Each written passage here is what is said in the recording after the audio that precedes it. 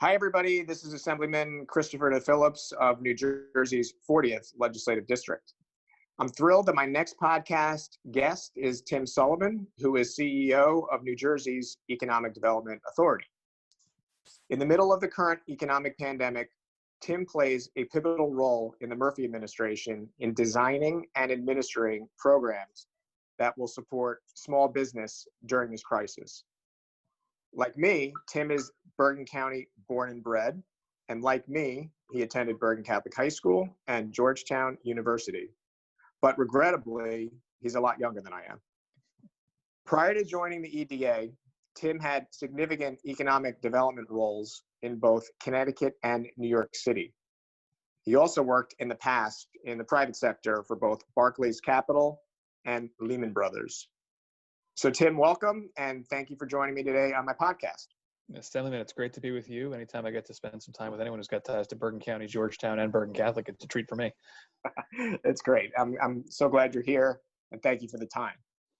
So before we get into the current crisis, I just wanted to ask you a background question. What attracted you to economic development work, and how did your prior positions in Connecticut and New York City prepare you for your role as CEO of the EDA?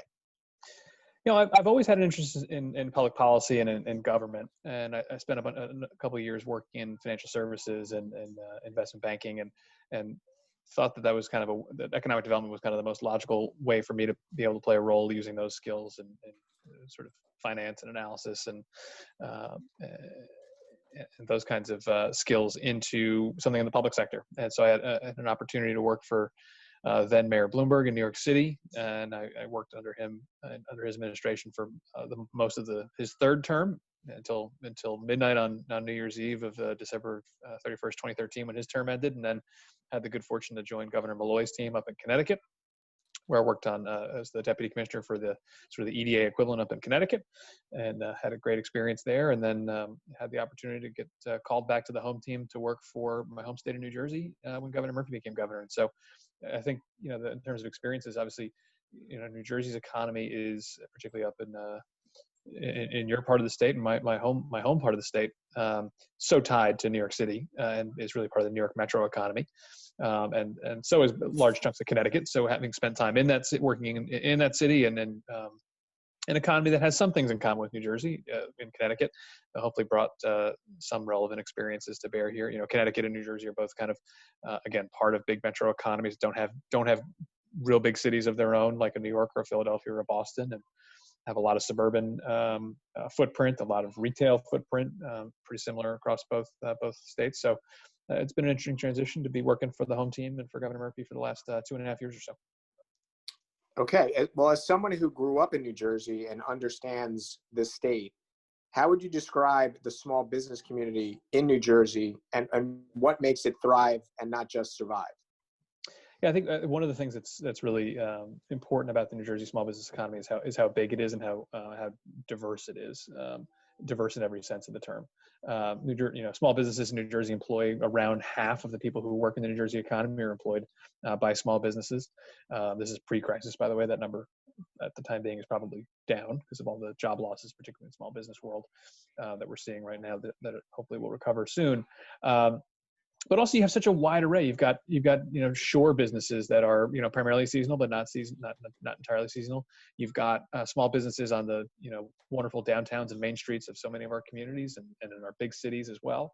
And we've got so many, and it's really across all sectors and all industries. We've got small businesses that are manufacturers. We've got small businesses in things like life sciences and pharmaceuticals that might be small today, but don't want to be small forever. They're working on the cure for the next big cure for now coronavirus and cancer and all other kinds of diseases. And they may have 5 or 10 people today, but they may have 5 or 10,000 people in a couple of years. So it's a really strong small business economy that really is the backbone of the overall economy. When the COVID crisis first hit the state, what were your initial thoughts about how to protect small businesses from what we, I think, all knew was going to be the inevitable disruption and shutdown? Yeah, I think Governor Murphy's made small business a priority throughout his time in office, and so we had already had some programs in place to support small business, but really nothing of the scale and size of the challenge that started sort of erupting in early to mid March. Our main goal, and we're still kind of in this mode as we're still in the I think the relatively early days of this from an economic perspective, unfortunately, is really stabilizing small businesses. We're so many businesses were either forced to shut down or saw a significant drop off in their customers or in their client base, and they're just missing the revenue in a huge way. They've got fixed costs and their revenues have evaporated. And so many business interruption insurance policies don't cover pandemics or health outbreaks. And so stabilization has really been the name of the game for the first, part of our activity. So the grant programs that we've been running, I'm sure we'll talk about that in a little more detail here in a moment, but the grant programs, the loan programs, have really been about just trying to support and literally stabilize businesses so that when the peak of the public health dimensions of this passes, as many small businesses are able to get back up on their feet as possible, because that's going to be a huge driver and indicator of how the recovery will go. So you sort of photographed where I was going next. In late March, the EDA unveiled its first COVID-19 relief program. Approximately how many small businesses received financial assistance, and what was the average grant size during that program? Yeah, so we, thanks to your support and the support of the legislature generally, we were able to do some grants. EDA does not typically do grants. We usually do loans and financing and tax credits, those kinds of things. But in the emergency context, we're doing some grants. And so we had a pool of $5 million of grant funding available in the very first round. We thought that would support around 2,000 businesses. We got 34,000 applications for that first round, a little bit more than 34,000 applications for that first round of funding. Our estimates came in a little bit low on how many businesses we could support. So we ended up supporting around 2,200, 2,300 businesses with that first pot of funding, that first $5 million. The average grant size was a little less than 4,000. So it was, the average employee size, therefore, was about, between 3 and 4. So focusing on really small businesses, the smallest businesses in the state, because those are the folks that were the least well prepared and had the least other options, or the fewest other options, for, support. They don't have a relationship with a big or small bank, or likely the ability to take on more debt. And so we really wanted to focus on those smallest businesses in that first round. So I know that the EDA recently announced a $50 million expansion of the Small Business Emergency Assistance Grant Program. My question is, will businesses that did not receive funds in the first round have preference this time around? So we, of the 50 million, the 50 million that the governor allocated from the federal coronavirus relief fund, we're going to take 5 million of that 50 million and try and fill some of the backlog of folks who had applied under the first round. That'll probably be another, call it 2,000 to 2,300 businesses or so if the average numbers hang in there, which they probably will. The second round is a bit broader. So we're taking the other 45 million and going out to businesses up to 25 people, going to including home-based businesses, including sole proprietorships. And so we will definitively tell people probably early next week, whether they're going to get funding in round one or whether they should kind of move on to round two.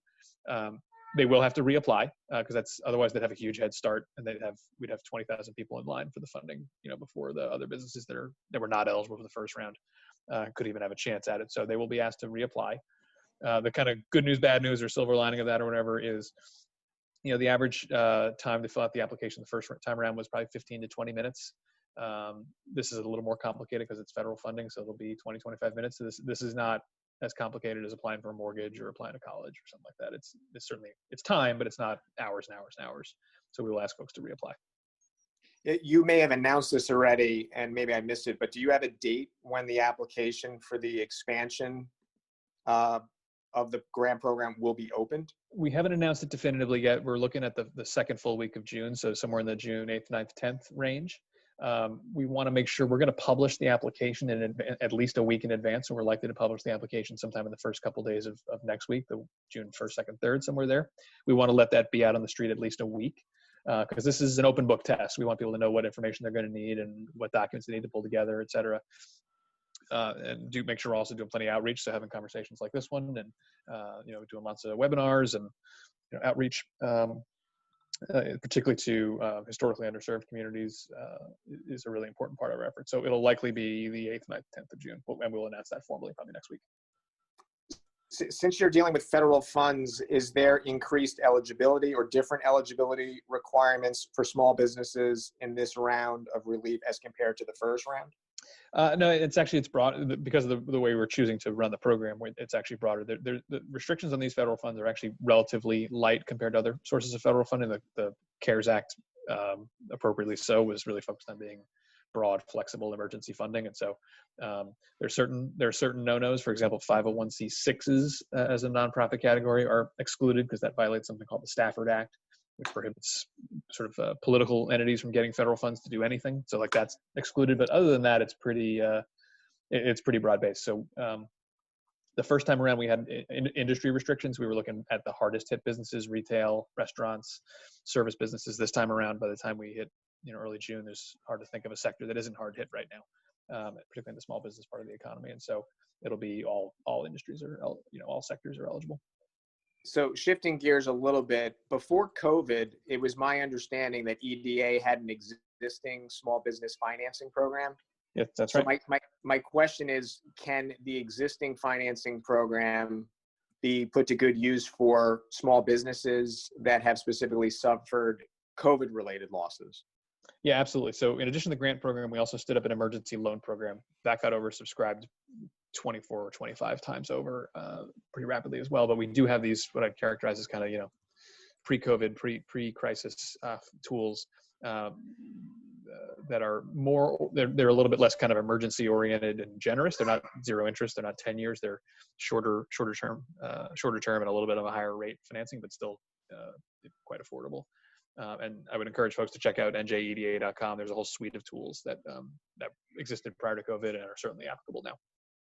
And is there anything special that people should know about the application process for these? Because as I understand it, there are several funds or programs within this small business financing program that they could apply to. Yeah, there's a lot of different sort of particularities for each of them. Some of them are more oriented around working capital. Some are more oriented around capital and equipment purchases and are more of a secured lending tool where you need to buy a new upgrade your fleet or buy a new piece of machinery, and we can help finance that. We also work in very close partnership with the private sector banks, and so we've got a network of, I think it's 27 or 28 banks across the state that we partner with, where we will come in and basically sort of take a piece of the risk of a loan that a bank might be willing to provide, and therefore get more capital to the small business. So we have a network of banks all throughout the state, including, of course, up in North Jersey and Bergen County, that we partner with, who bring us into projects all the time. Is that your premier lender program? Exactly what it's called. Yes. Right. Okay. But just for my audience and constituents listening to this, there are, and Tim, you correct me if I'm wrong, but it's my understanding that there are 5 sort of sub-programs within this small business financing program. One is the Premier Lender Program. One is the Direct Loans Program. There's a Small Business Fund, a Micro Business Loan Program, and a New Jersey Entrepreneur Support Program. Do I have that right? Yeah, you got that right. The only friendly amendment I'd make to that is, no, I'm here. You got me? Right there. Yeah, I'm here. I got you. Check you've got the only addition I'd make to that, friendly amendment I'd make to that, is that the Entrepreneur Support Program is one of the COVID programs. Good. And that's something that's taking applications right now. The other ones are absolutely, Go ahead. You got it exactly right.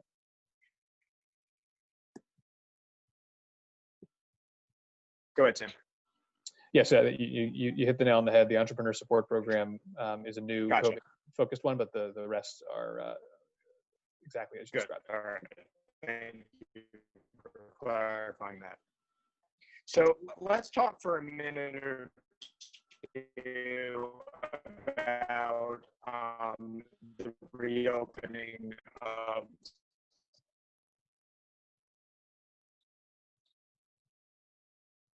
Okay, can you hear me all right? I'm having trouble. I lost you there. I'm having trouble hearing you a little bit. Yeah. Can you hear me now? Yeah. Ray, can you hear me? I think I couldn't hear you guys for a little bit. Yeah, we're all right now. Keep going. Okay. So, Tim, let's shift gears and talk for a minute or two about the reopening of our state's economy. So while some businesses have begun the process of reopening, indoor retail, indoor dining, and outdoor dining remain shut down. Can you give the audience some idea when these businesses that are, for example, indoor retail, indoor dining, outdoor dining, may be able to reopen?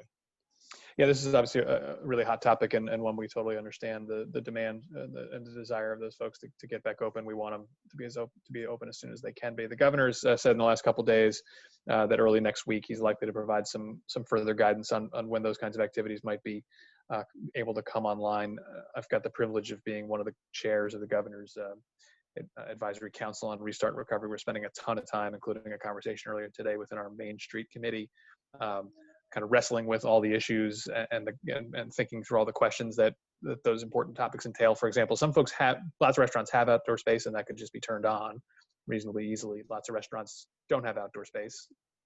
Some have parking lots, some don't. Some are, more storefront, operations that don't have access to the outdoor space. And how do you work with local communities to do sort of the planning and zoning dimensions of that? So these are complicated questions, but I think, I would stay tuned over the next couple of days for some incremental information from the governor on that. Okay, fair enough. You mentioned that you are co-chair of the administration's Restart and Recovery Advisory Council. So just give me some color on how the council has organized itself, and is the council forwarding recommendations to the governor for review? How's that working?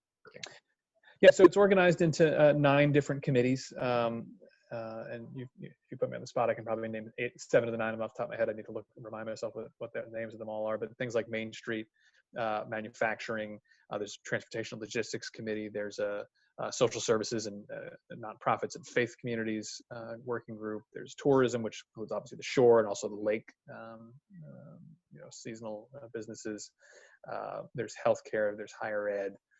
There's offices and professional services, and I therefore probably left off 1 or 2, but it's organized by 9 committees. We're meeting weekly for an hour, and there's been lots of in between as well. And yeah, those committees are doing a couple things. One, providing input and providing feedback that's being sort of synthesized and shaped and formed into recommendations and guidance and advice that the governor and the governor's office is taking on. And then it's also an opportunity to kind of workshop some things as concepts are being developed for how various pieces of guidance might be formulated or how the rules might work, making sure that we're taking the opportunity and have the opportunity to stress test some of those ideas. Are you finding that the advisory council as a whole is coalescing around specific or discrete recommendations to the governor, or are the opinions somewhat divergent because of all the subcommittees that are involved? I would say, first of all, it's a New Jersey, it's a collection of 300 people from New Jersey with lots of opinions. So finding harmony on anything is a small miracle when it occurs. I would say there's definitely been, I think, common concerns voiced. One is the desire for clear guidance.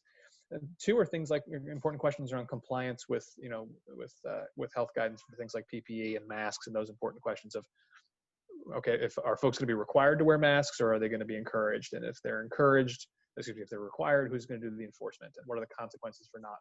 So we're hearing that in lots of different committees, and so thinking through those questions is really important.